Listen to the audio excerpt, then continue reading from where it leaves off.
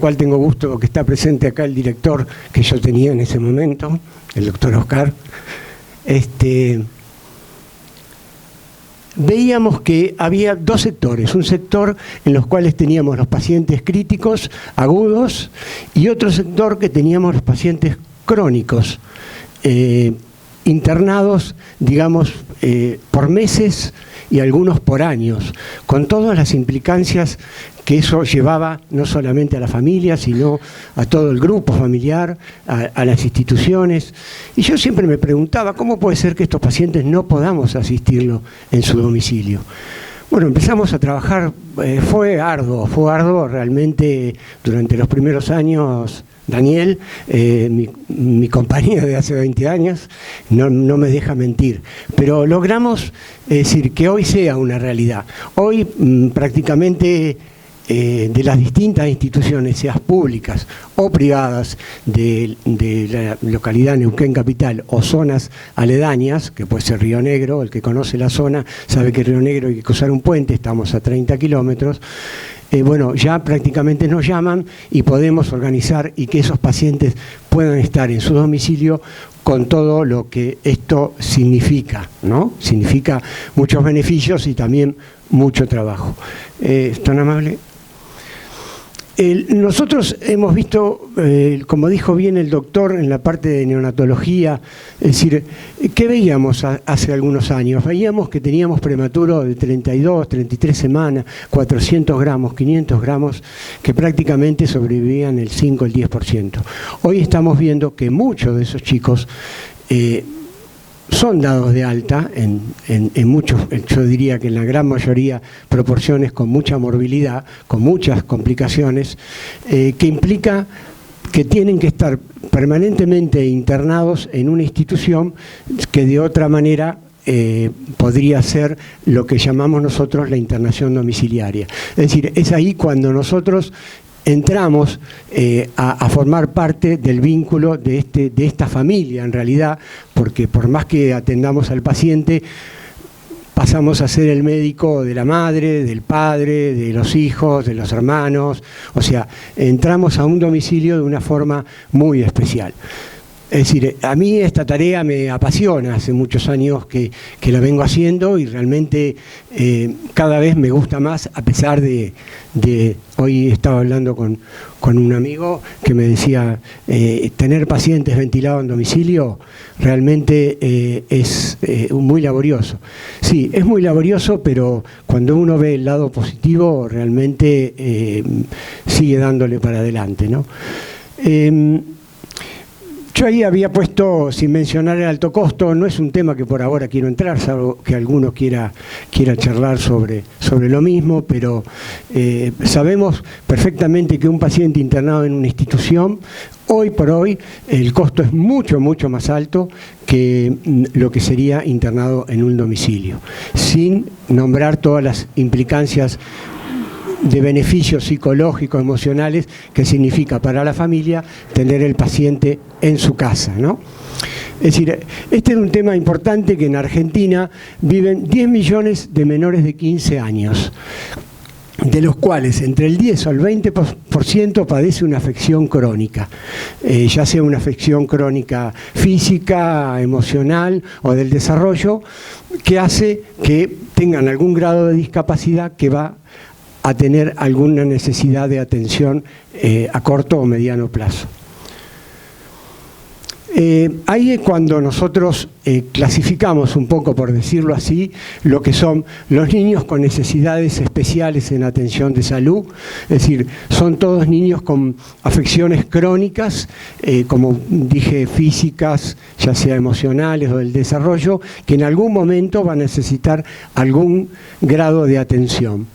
Dentro de esos chicos NEAs, como prácticamente lo describimos, entrarían los cuidados domiciliarios pediátricos, que nosotros también abarcamos esa esfera, y los niños dependientes de tecnología. Es ahí donde nosotros más apuntamos, es aquellos pacientes con distintas patologías crónicas, respiratorias, neurológicas, que van a necesitar asistencia respiratoria mecánica, que están con tráqueo, que están con un botón de gastrostomía. Bueno, todos esos chicos, si no contamos con la presencia en Neuquén nuestra y de otras empresas que también trabajan en esto, tendrían que estar o permanecer largo tiempo internados en instituciones, ¿no? La otra, por favor. Esto, bueno, un poco es el gráfico en los cuales nosotros englobamos todos los chicos con NEAS, donde ingresan los cuidados paliativos y los dependientes de tecnología. La otra.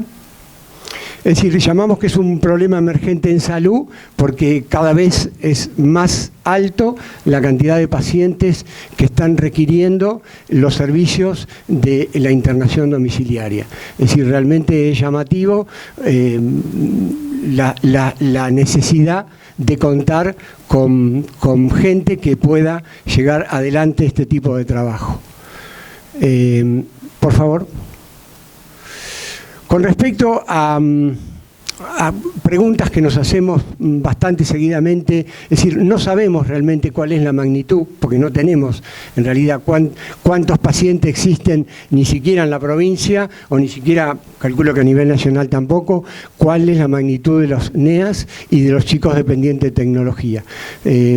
Hace años el Hospital Garrahan trabajó en esto y tampoco se llegó a tener una cuantificación o cualificación de los pacientes.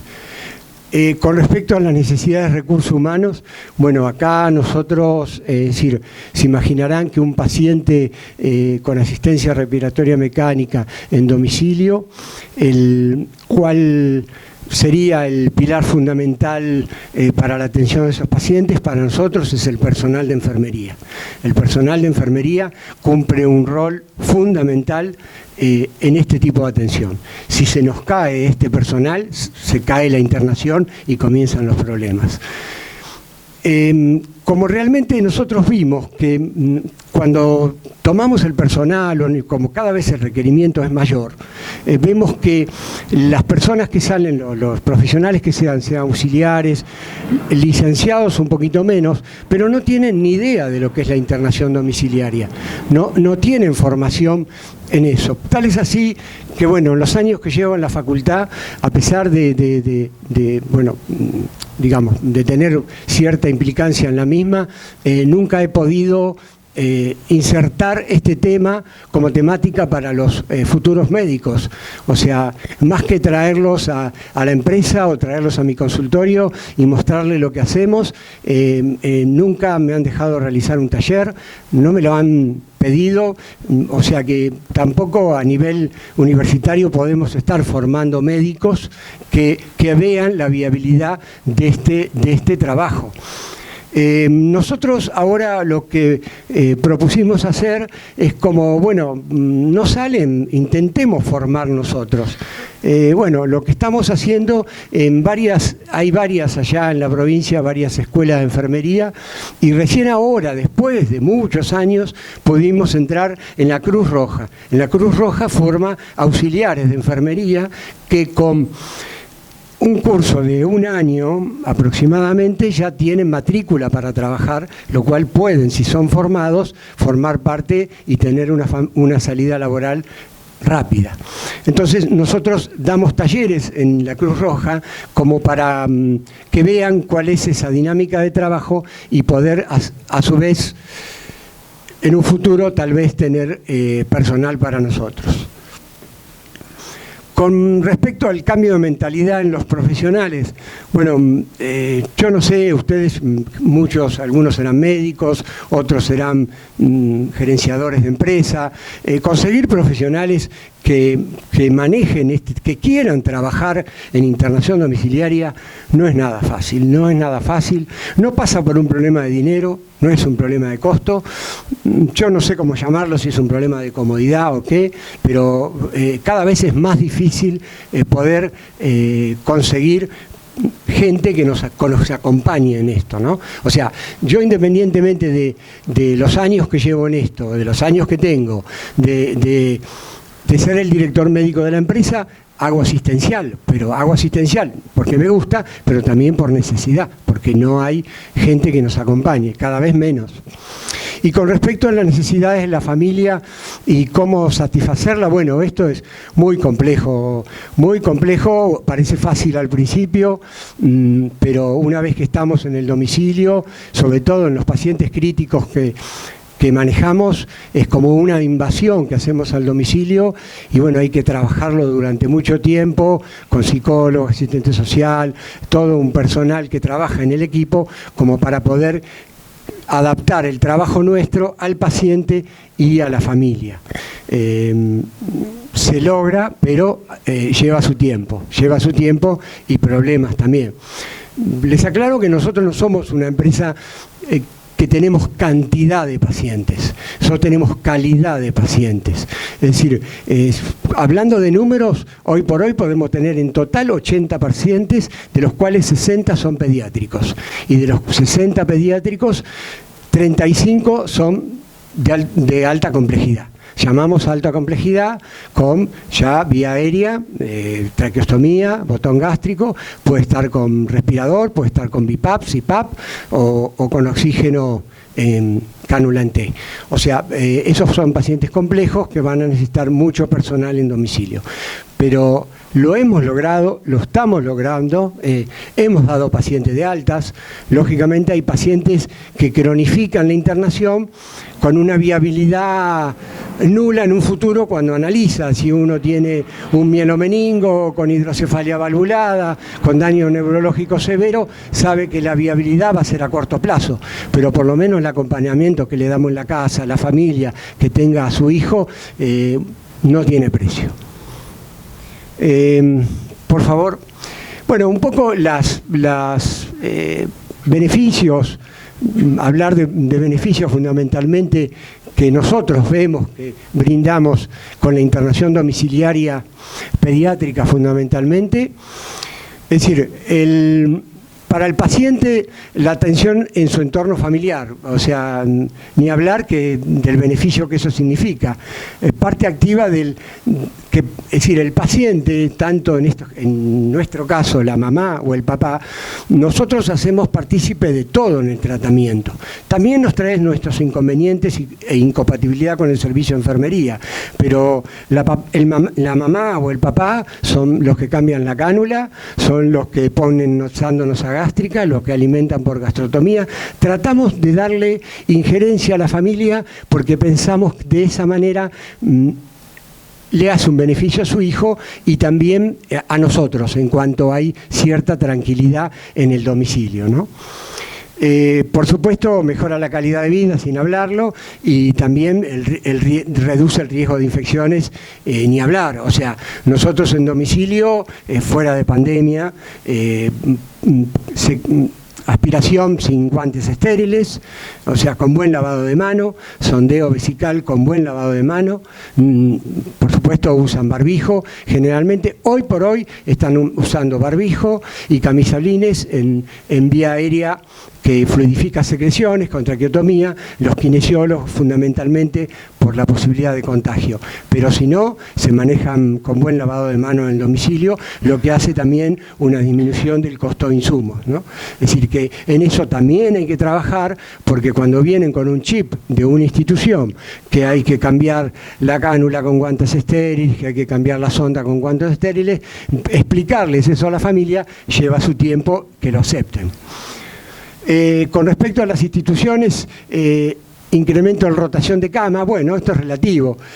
Personalmente, desde hace años vengo diciendo que acá va a haber un cambio muy importante en muchos años en cuanto las instituciones pediátricas van a dejar de ser como son actualmente grandes, sobre todo hospitales o clínicas, grandes instituciones. Es decir, hoy en día se va a tener que abrir a la medicina ambulatoria, a la internación domiciliaria y al hospital de día. Esas tres funciones van a cumplir un rol muy importante para nosotros en un futuro mediático.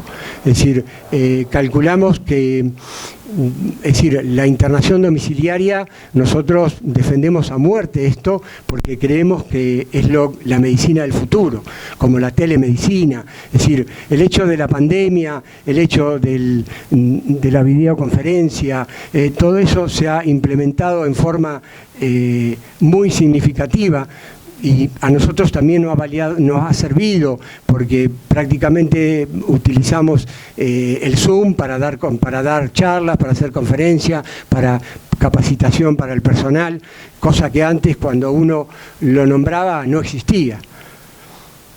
Y para las obras sociales y prepaga, a pesar de esto, de disminución de costo, lo que decía hoy, que en algunos pacientes y en algunas obras sociales el costo es casi un 50% menos, cuesta que les entre de realizar el trabajo de internación domiciliaria. A veces prefieren que el paciente esté internado en una institución antes que esté en su casa, es decir, lo que para mí entender no le interesa al paciente.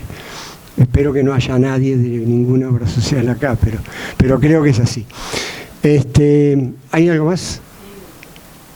Bueno, esto es lo que le decía, que en el futuro próximo las instituciones darán muy importante a la parte ambulatoria, cirugía de mínimo acceso, hospital de día y la internación domiciliaria. Lo que se va a internar son pacientes puramente complejos, politrauma, cardiopatías, trasplantes, es decir, pacientes que no puedan ser tratados en domicilio. Hoy hablé de patologías crónicas, de patologías, digamos, con una viabilidad relativa, con patologías complejas, pero si nos ponemos a pensar, hoy se puede internar prácticamente todo en la casa. Es decir, nosotros tenemos en la provincia un programa de luminoterapia domiciliaria donde el neonato, un neonato sano con una ictericia que requiere una luminoterapia porque superó un límite de bilirrubina, y a pesar de hace 15 años que presentamos el proyecto, el programa, el módulo, no nos dan ni un paciente. O sea, hablando con neonatólogos y ellos refieren que es fundamental porque no cortamos el vínculo madre-hijo, no cortamos la lactancia materna, no es necesario internar un chico en neo para ponerlo en lámpara, pero bueno, creemos personalmente que con el tiempo va a llegar. Es decir, hacemos tratamiento de fibroquísticos, chicos que están con fibrosis quística pulmonar, que hay que hacer toilet pulmonar durante 15, 20 días internados en una institución. Bueno, lo internamos en la casa, le colocamos un acceso venoso central y se pasa la medicación endovenosa cada 8, cada 12, de acuerdo a lo que indica el neumonólogo. Y bueno, eso lo hemos hecho con éxito y es bien visto no solo por el paciente, sino por las obras sociales. Esto es un poco el resumen de la internación domiciliaria, cómo manejamos digamos, lo que hablaba bien el doctor cuando a nosotros nos llaman o nos mandan un mail que en tal lugar existe un paciente que necesita internación domiciliaria. Bueno, nosotros hacemos una coordinación y gestión ante su obra social y prepaga, es decir, vamos a ver el paciente, evaluamos que lo que nos dice el médico de la institución coincida con el médico que va a evaluar el paciente como para hacer un presupuesto ordenado y si realmente requiere esas indicaciones que el médico de la institución refiere. Después coordinamos el acompañamiento del traslado del hospital a la casa, porque a veces no es sencillo, el paciente a veces está ventilado, hay que llevarlo con respirador y todo eso implica que tiene que ir un personal idóneo, por lo general con un personal de enfermería es suficiente. Uno tiene que tener en cuenta que el paciente ventilado que va a domicilio es un paciente hemodinámicamente estable, es decir, con todas las complicaciones y complejidad que tiene ese paciente, pero está hemodinámicamente compensado. No podemos llevar al domicilio un paciente que se está muriendo prácticamente porque hemodinámicamente no está bien. Esos pacientes no lo tomamos. Preparación del hogar para recibir el paciente. Bueno, hacemos la visita domiciliaria para ver si, o sea, nos pasó que nos llamaron para ir a ver un paciente y era una toma. O sea, imposible realizar una internación domiciliaria en una toma. Tenemos que ver que brinda las condiciones, que tenga su habitación, donde pueda estar el enfermero, donde pueda estar el paciente, que tenga los elementos eléctricos, los enchufes, todo para poner respirador, aspirador, saturómetro, todo lo que usamos en ese coso. Sistema de trabajo en objetivo corto a largo plazo. Siempre nos ponemos un objetivo. ¿Qué vamos a hacer con este paciente? ¿Qué pretendemos de acá a diciembre? ¿Pretendemos que mejore algo, que se estabilice? Bueno, tratamos en equipo, siempre dentro del domicilio existe un equipo, donde la cabecera es el médico. Después están todos los demás profesionales en los cuales nos reunimos y decidimos qué es lo que queremos con ese paciente. Esa misma información se la trasladamos a la familia. Es decir, tratamos en aquel paciente que sabemos que se va a morir, que esa información se la vamos dando de a poco. Y generalmente cuando sucede eso, la aceptación de la familia es totalmente distinta. Y por supuesto reevaluamos el paciente trimestralmente, en ver la evolución realmente desde el punto de vista médico, kinésico y de todo el personal. Bueno, como vieron, era cortito, no los quise aburrir, así que, bueno, les agradezco mucho la presencia de ustedes y, bueno, fue un placer, ¿eh?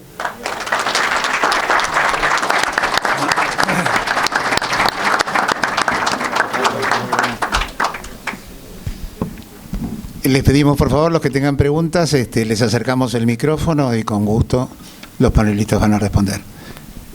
Ahí, Graciana.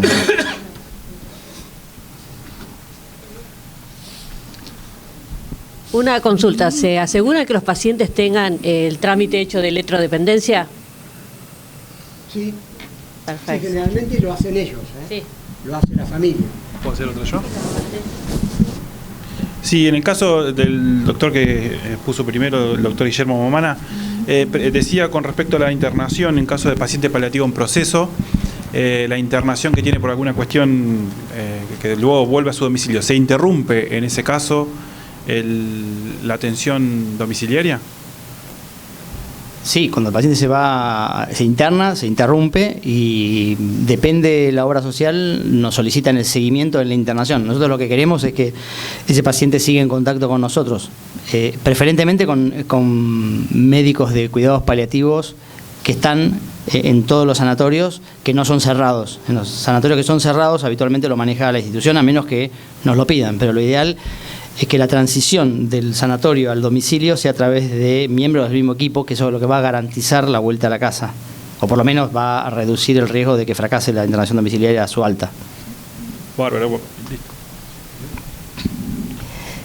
Yo lo que quería saber es cómo son los talleres que dan en la Cruz Roja. Quisiera saber a quiénes están destinados y qué tipo de información incluyen. Hola, ¿cómo te va? Mira, el taller generalmente es una introducción de lo que significa la internación domiciliaria. El taller lo damos la parte profesional médica, los coordinadores de enfermería, donde como son auxiliares, se les muestra el equipamiento que usamos en domicilio, el concentrador, el respirador, el saturómetro, el oxímetro, el ambú, es decir, todos los elementos que usamos en domicilio se los muestra y digamos, hacemos el taller con ellos como para que manejen el equipo.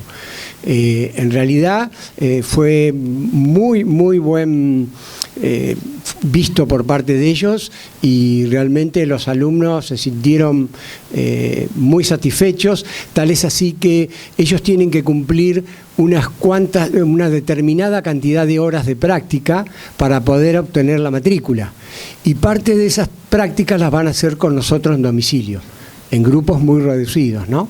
O sea, ellos tienen un convenio con distintas instituciones de la localidad que van a ir, pero algunas horas las van a hacer con nosotros.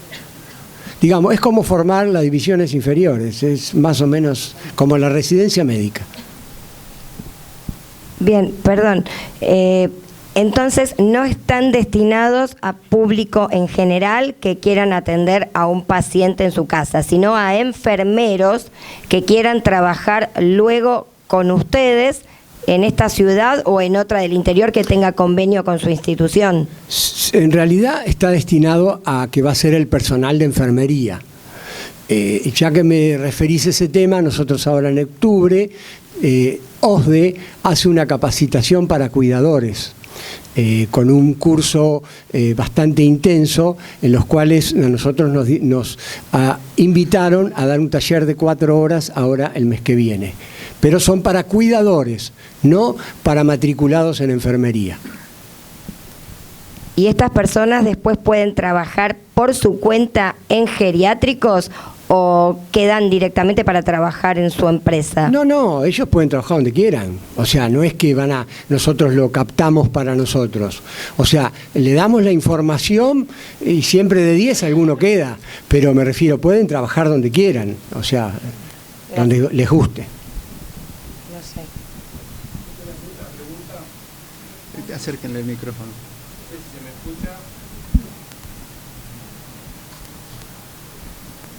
Bueno, buenas tardes. Gracias, doctor Grill, por la invitación. Mi nombre es Cristian Campodónico, de DEN Salud.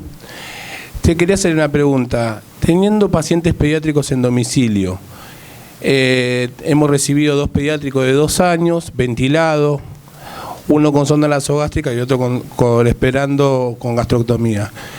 Con respecto a la cuna, si bien no viene al tema puntual de cuidados paliativos, bueno, o sí, tenemos 2 pacientes pediátricos sin cuna. Recién estuvimos viendo las cunas ortopédicas. ¿Es necesario pedírselo al médico? Porque el médico tratante de seguimiento del paciente en el domicilio dice que eso es una comodidad o conformidad de la enfermería. Yo soy enfermero. No, bueno, pero lo veo necesario como para el paciente también. Creo que es una necesidad para el paciente. O sea, vos imaginate que si este paciente tenés que hacer algún procedimiento en una cuna, es muy difícil.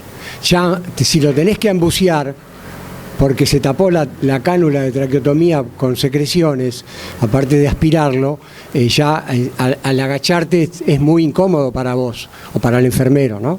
Es decir, yo creo que tiene que tener, o sea, solicitar una cama especial. Bien, ¿y eso lo debería pedir el médico que asista al domicilio al hacer el igual que el resto de las órdenes? Sí. Porque el médico rechazó, dijo que eso es una conformidad del paciente. Sí, no. Nosotros generalmente el pedido viene hecho por la institución. Si en la institución que nos solicita ese paciente y no viene dentro del pedido, porque dentro del pedido te piden, te piden todo lo que sea el equipamiento y todo lo que sea el recurso humano. Si en el equipamiento uno ve que falta algo, como en este caso la cama, nosotros se la agregamos. Por eso hacemos la valoración del paciente. Genial. Y otra consulta que le quiero preguntar, por último, es el conocimiento o experiencias que te hayan tenido con el COF ASIS en pediatría, el asistidor de... no sé si conoce el equipo. No. El COF ASIS es el asistidor de tos que se usa, yo lo conocí con pacientes adultos, pero lo veo tan necesario como para poder programarlo y poder trabajarlos con pacientes en pediatría. No, yo no te puedo responder, sinceramente no he tenido ninguna posibilidad de utilizarlo. No. Listo, muy amable, gracias. No, por favor, querido, gracias a vos.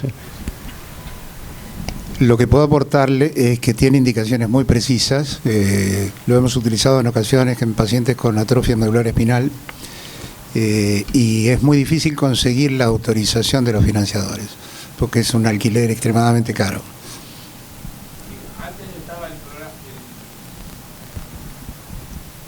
Hace unos años atrás yo lo conocí al equipo, de la marca Philip, que era manual. Lo trabajé con pacientes con ELA, excelente, la verdad que como saca las secreciones. Y ahora los últimos, que no los vi acá en la expo que está, en la que estamos ahora, me pareció raro no verlo, ya que Philip sacó uno que se puede programar según el índice de masa corporal y demás, y desarrollo se puede trabajar hasta en chicos de 2 años con los resultados que son, no es necesaria tanta vibración, de trabajo de kinesiología respiratoria. La verdad que se lo consulto a ustedes como por la experiencia en pediatría, a ver si saben algo más de, bueno, nada, que yo no sé, no tengo conocimiento en pediatría con COFACIS y hay muchos que no los conocen. No, lamento no poder informarte en pediatría. Acá me comenta una compañera que en realidad tenemos un paciente adulto con ese tratamiento, que tiene un ELA. Muy amable, gracias. Doctor Mamana,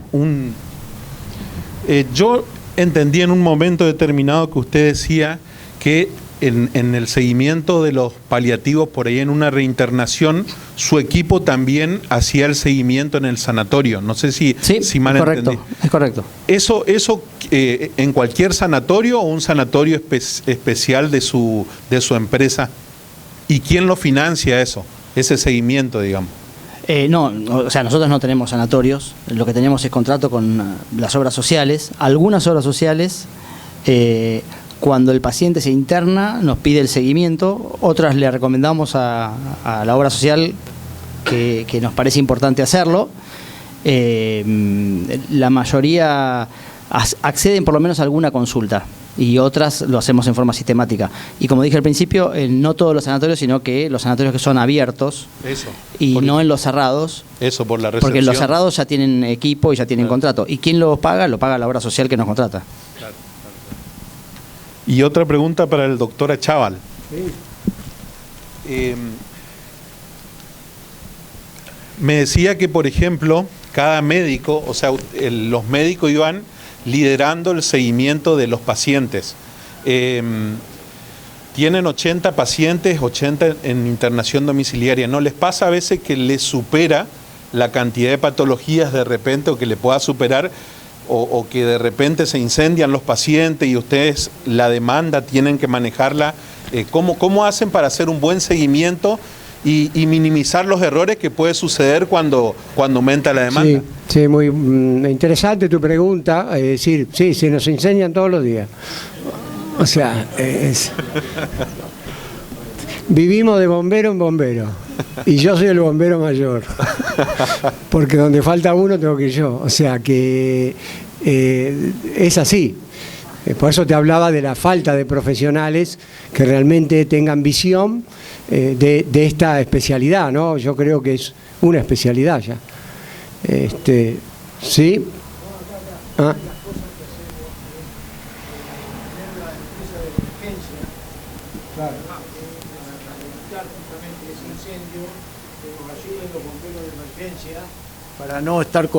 Para no decir, perdón, pero fue una acotación a mi director médico. Normalmente tratamos de que la empresa de emergencia sea la que cubra estas situaciones inesperadas, hasta que podamos nosotros, o el médico asistencial de ese paciente, o el coordinador de enfermería, o el personal que corresponda, llegar al domicilio y tomar las medidas que correspondan. Pero el primer llamado, cuando sucede un evento así, es a la empresa de emergencia, que tape el primer agujero y después, bueno, reubicamos un poco toda la situación del paciente, ¿no?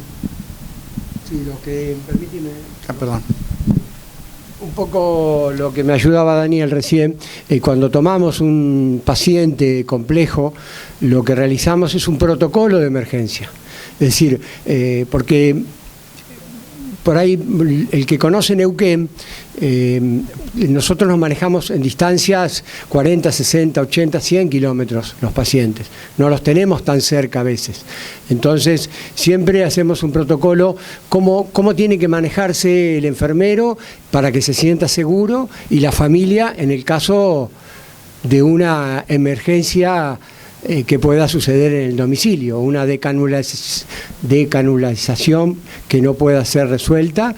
Bueno, cada domicilio tiene un lugar de cercanía donde dirigirse y a quién llamar. O sea, es un protocolo de emergencia que lo realizamos ni bien sale el paciente.